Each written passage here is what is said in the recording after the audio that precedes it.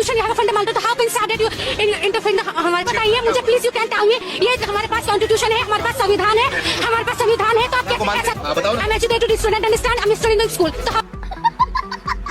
मेरा जूता है जापानी, सर पे लाल टोपी रूसी, फिर भी दिल है हिंदुस्तानी, ऐसा गाना गाने लगते हैं। यही नहीं, अभी और सुनिए। सब बराबर है? नहीं जी, किसने कह दिया आपसे सब बराबर है? बंगाल की जमीन हिंदुओं के रक्त से लाल की थी जिन्ना के डायरेक्ट एक्शन देने। अरे बाप रे, ये तो धोती खोल रहा है। कौन कह रहा है कि वहां भाईचारा गंगा जमुना बह रही बंगाल में? इतिहास को भूल कर भी जाओगे यार? अगर तमाशा इस मुल्क में। सपा वाले कुछ भी कहते तो मान लेंगे क्या? ये तृणमूल मान लेंगे, कहते थे गंगा जमुना है तो मान लेंगे? ताल तलैया नाला पोखर सबको गंगा जमुना बता दोगे क्या? अरे कुछ तो शर्म करो भाई मेरे। स्वागत है आप सभी का द राइट डिबेट के एक और नई कमाल की डिबेट वीडियो में। दोस्तों आज की डिबेट वीडियो में बस आप आगे बने रहिए और हाइप कर दीजिए इस वीडियो को, क्योंकि हाइप करना बहुत ज्यादा इंपॉर्टेंट है। आज की डिबेट वीडियो में आप लोग देखने वाले हो किस तरीके से अमिताभ अग्निहोत्री जी ने बुरी तरीके से यहाँ पे बंगाल सरकार को और यहाँ पे यूपी के समाजवादी पार्टी दोनों को रोस्ट किया, जिसे देखकर आपको काफी ज्यादा मजा आने वाला।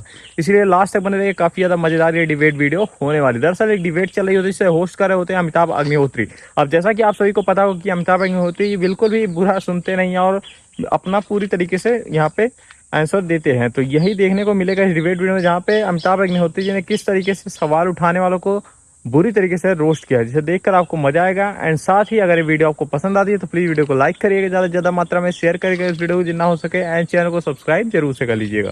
तो चलिए आज के इस कमाल के डिबेट वीडियो को अब हम स्टार्ट कर लेते हैं। चलो भाई देखो अब मैं क्या करता हूँ। सिनेमाई हो जाते हैं क्या? सिनेमाई। मेरा जूता है जापानी, सर पे लाल टोपी रूसी, फिर भी दिल है हिंदुस्तानी, ऐसा गाना गाने लगते हैं। इन गानों को मतलब नहीं ना यार, सिनेमा में लग गया, ठीक है, बिक गया। हक साहब ने कुछ बातें कही बड़ी जटिल जटिल, कहा बंगाल, सब बोलते हैं, अशोक जी भी अभी यही बोलेंगे, विवेक जी भी बोलेंगे कि सब की जमीन है और सब मिला जुला है और सब ऐसा है और वैसा है, क्या उर्दू क्या अरब सब बराबर है? नहीं जी, किसने कह दिया आपसे सब बराबर है? बंगाल की जमीन हिंदुओं के रक्त से लाल की थी जिन्ना के डायरेक्ट एक्शन देने। कौन कह रहा है कि वहां भाईचारा गंगा जमुना बह रही बंगाल में? इतिहास को घोल के पी जाओगे यार? अजब तमाशा इस मुल्क में। सपा वाले कुछ भी कहते तो मान लेंगे क्या? ये तृणमूल मान लेंगे, कहते थे गंगा जमुना है तो मान लेंगे? ताल तलैया नाला पोखर सबको गंगा जमुना बता दोगे क्या? अरे कुछ तो शर्म करो भाई मेरे, कुछ तो लिहाज करो। बंगाल में लाशों का ढेर लगाया गया था, हिंदुओं की जेनोसाइड की गई थी, नस्लीय उन्मूलन हुआ था। और आप कह रहे हो देखिए बंगाल ऐसा क्षेत्र है हिंदुस्तान का, अग्निहोत्री जी, जहां सब बिल्कुल रुमाली रोटी तंदूरी रोटी की तरह मिलके रहते। यार ये बातें कहीं और करो जाके महाराज।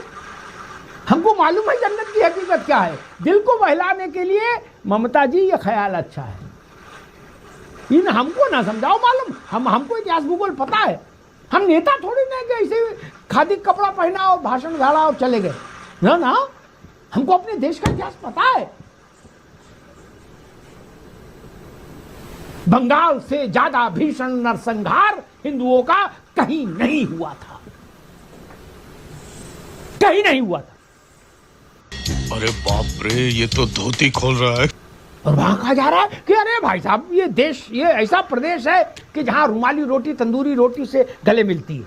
गजब बात कर रहे हो यार, बोलो तहरी और बिरयानी एक हो जाती है। अरे रहने दो महाराज, दया करो प्रभु, दया करो, थोड़ी रहम कर लो। है ये सिनेमा वालों के लिए ठीक है, यहाँ नहीं चलेगा। विवेक जी, मसला ये तो था ही नहीं कि अरबी शब्द है कि उर्दू का शब्द है कि फारसी का हम करें कहीं का हो क्या। मेरा मसला था कि इतने गंभीर डॉक्यूमेंट को, इतने गंभीर चुनावी राजनीति में, संसदीय लोकतंत्र में इससे बड़ा गंभीर प्रामाणिक दस्तावेज कोई दूसरा नहीं होता। इस बात से सहमत हो विवेक जी? हाथ से हिलाओ, सहमत हो ना? इससे नहीं, जोर से सिर हिलाओ महाराज, सिर हिलाने में भी कंजूसी कर रहे हो। इससे बड़ा कोई दस्तावेज नहीं, और अगर मोदी सरकार हिम्मत करके इसको लीगल डॉक्यूमेंट कर दे तो 99% राष्ट्रीय अध्यक्ष बने जो घूम रहे हैं ये सब जेल में चक्की पीसिंग करेंगे।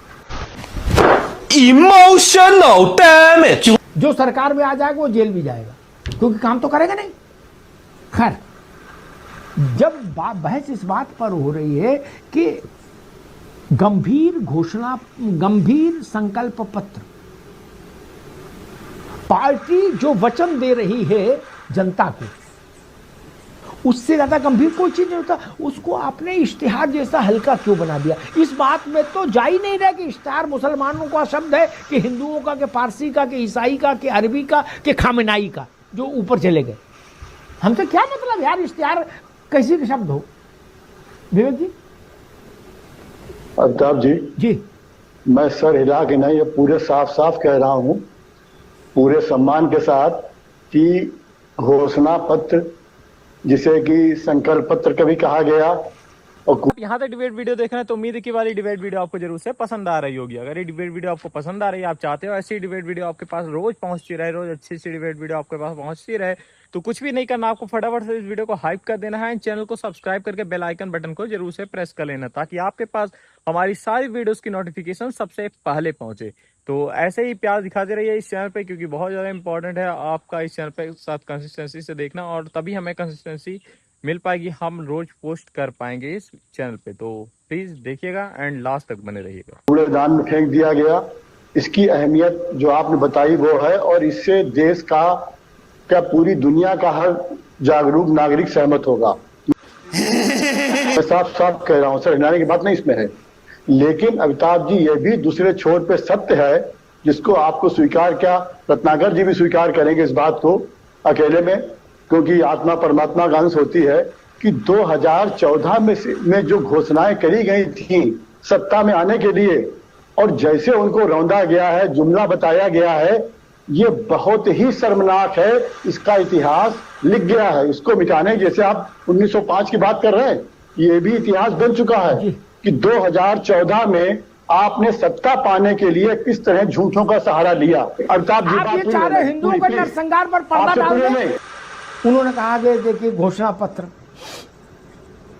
भाजपा ने घोषणा पत्र की मर्यादा नहीं रखी होगी, ठीक बात है, भाजपा जवाब देगी क्यों नहीं रखी।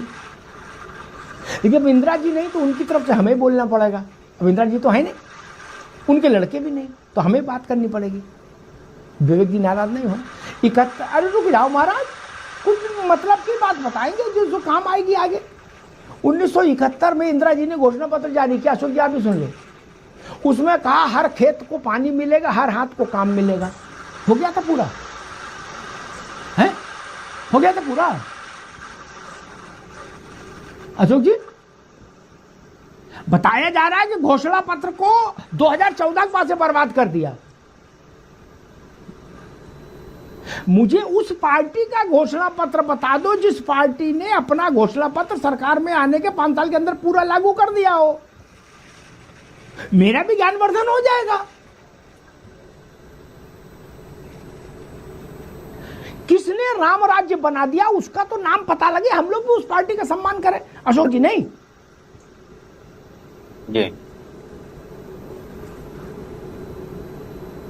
जी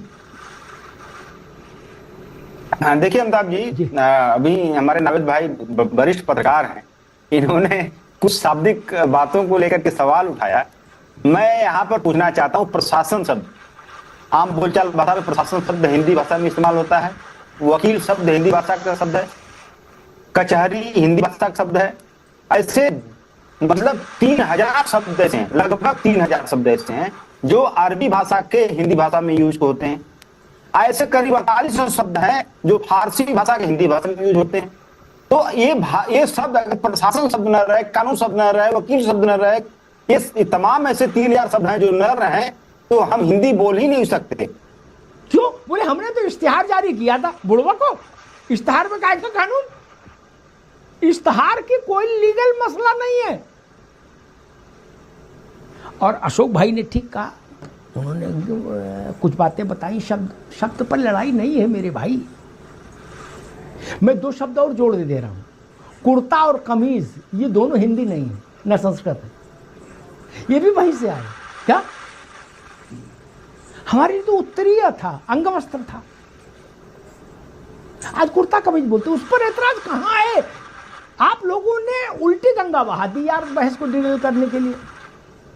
और निश्चित तौर पर अशोक जी ने समझ बूझ के किया होगा, क्योंकि ऐसा तो बुद्धिमान व्यक्ति ऐसा नहीं, वो ना समझ ना पाए हो कि आपत्ति कहाँ है। आपत्ति है आपने एक सीरियस दस्तावेज को नॉन सीरियस कैटेगरी में डाल दिया। समझ रहे हो? सिर्फ इतने के लिए बहस है, बाकी हमसे क्या मतलब यार। आप खामनाई, इसका नाम खामनाई पत्र दे दो, आपकी मर्जी। ज्यादा गंगा जमुना की हो तो खामनाई लिख दो, मुस्तफा लिख दो, हमें क्या दिक्कत है। लेकिन आपने एक सबसे सीरियस दस्तावेज को नॉन सीरियस टाइटल दे दिया, सिर्फ इस बात पर बहस है। रत्नाकर सिंह जी वो कह रहे हैं कि आपने इतने घोषणा पत्र जारी किए, एक भी घोषणा पत्र का काम पूरा नहीं किया।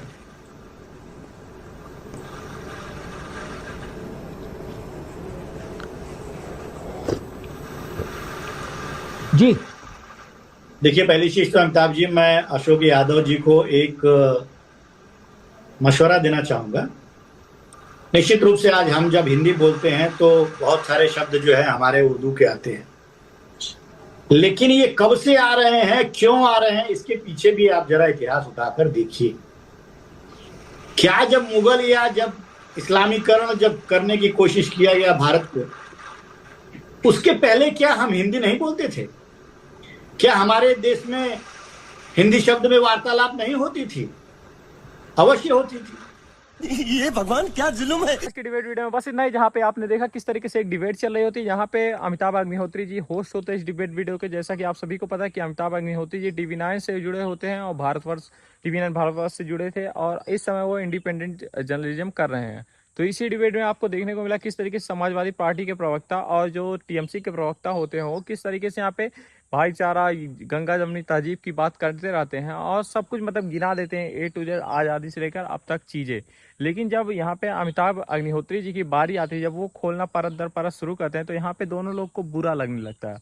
अब इसी चीज़ को नोटिस करते हुए अमिताभ अग्निहोत्री जी किस तरीके से बजाते हैं वो आपने इस डिबेट वीडियो में देखा। किस तरीके से उन्होंने पूरी तरीके से इतिहास याद दिला दिया कि क्या क्या हुआ, आज़ादी के बाद से क्या हुआ, क्या नहीं हुआ, क्या वो हुआ, क्या नहीं। और उसके बाद उन्होंने कहा अब बताओ क्या है गंगा जमुनी तहजीब, क्या यह चीज़ सही है जो आप लोग इस तरह की चीज़ें यहाँ पे करते हो। तो इस चीज़ को बुरी तरीके से एक्सपोज करके रख दिया। साथ ही यहाँ पे समाजवादी पार्टी प्रवक्ता और TMC के प्रवक्ता, साथ ही कांग्रेस प्रवक्ता, तीनों को एक साथ बुरी तरीके से रोस्ट किया। तो कैसी लगी आपको डिबेट वीडियो, नीचे कमेंट बॉक्स में जरूर से लिखिएगा। साथ ही डिबेट वीडियो अगर आपको पसंद आए तो प्लीज़ वीडियो को लाइक करिएगा, शेयर करेगा एंड चैनल को सब्सक्राइब जरूर से कर लीजिएगा। हम आपसे मिलते हैं किसी और वीडियो में किसी नए टॉपिक के डिबेट के साथ। अगर आपका कोई भी राय हो, कोई वो है, तो आप कमेंट बॉक्स में लिख सकते हो, हम आपको रिप्लाई देने की पूरी कोशिश करेंगे। तो हम आपसे मिलते हैं किसी और वीडियो में किसी नए टॉपिक की डिबेट के साथ। तब तक के लिए राधे राधे।